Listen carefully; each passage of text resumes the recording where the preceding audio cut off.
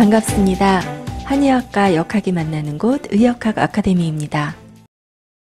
히포크라테스 가문은 고대 그리스 신들 중에서 의술의 신 아스클레피오스 신을 추종하는 학파에 속해 있었습니다. 그래서 아스클레피오스 학파에 속하지 않은 사람들이 의술을 배우러 오면 의사가 갖추어야 할 기본적 소양과 윤리에 대한 부분을 강조한 선서에 서약을 하도록 하였다고 하는데요. 그 선서를 히포크라테스 선서라고 합니다.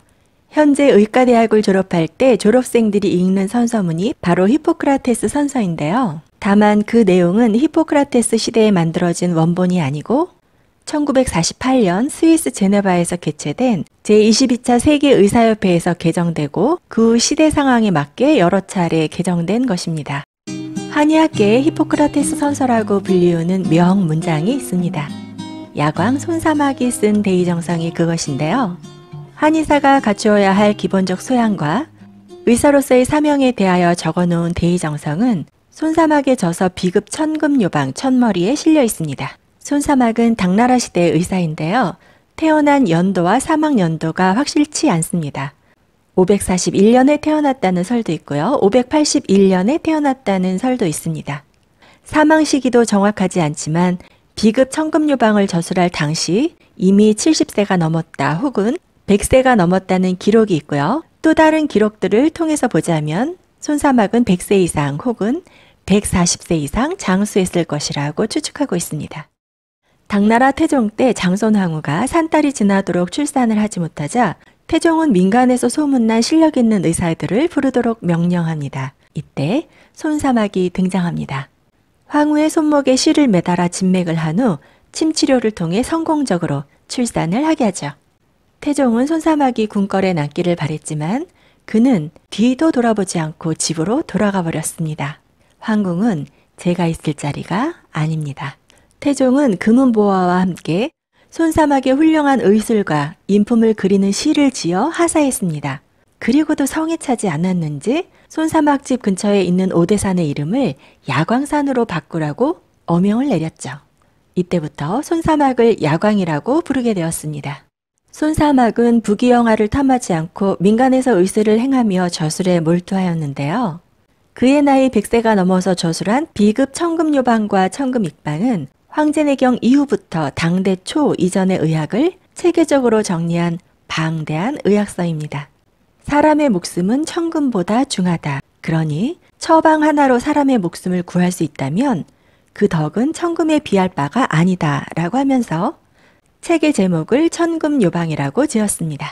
비급 천금요방은 총 30권으로 이루어져 있는데 제1권 총론 제2장에 의사가 갖추어야 할 덕목에 관해 언급한 대의정성이 실려 있습니다.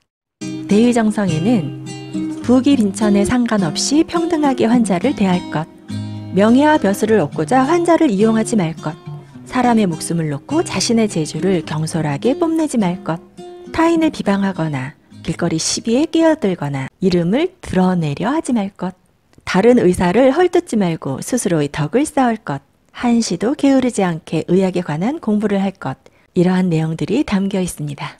그리고 진정한 대의가 되기를 바란다면 이러한 공부를 해야 된다고 제1장 대의수법을 통해서 밝혀놓았죠. 대의가 되기를 바란다면 오장육부, 경혈, 경맥 등 인체에 대해서 정통해야 하고 본초, 약대, 약리를 잘 알아야 하며 황제내경, 침구, 가불경, 맥경, 상한론을 비롯한 고전들을 반드시 숙지해야 한다. 음양, 관상, 사주명리, 작구오조, 육임, 주역 등에 정통해야 한다. 또한 오경인 시경서경 역경 예기 춘추와 역사서인 사기 한서 후한서와 장자 노자를 비롯한 제자백과와 불경을 읽어야 한다. 그리하여 의사로서의 소명을 가지고 치료에 임하여야 하며 수많은 기륭 속에서 어떤 것을 취하고 버려야 할지를 현명하게 판단할 수 있어야 비로소 의도를 행하는 사람이라고 할 수 있다고 하였습니다. 실제로 손사막은 노자 장자를 비롯한 제자백과설과 불경에 정통하였을 뿐만 아니라 사주명리, 작구오조, 육임, 주역에도 능통하였다고 합니다. 작구오조는 거북이 등껍질을 태워 갈라진 무늬를 보고 기륭을 점치는 법을 말합니다. 육임은 육임신가를 말하는데요. 천문은 태을신수, 지리는 기문둔갑, 인사는 유김신가라는 말이 있을 정도로 유김은 사람을 대상으로 하는 미래 예측의 탁월한 학문입니다. 손사막은 데이스법에서 수많은 기류 속에서 어떤 것을 취하고 어떤 것을 버려야 할지를 현명하게 판단할 수 있어야 비로소 의도를 행하는 사람이라고 할 수 있다고 하면서 현명한 판단을 위한 방법의 하나로 자꾸오조, 유김, 주역에 정통하여야 한다고 말한 것입니다.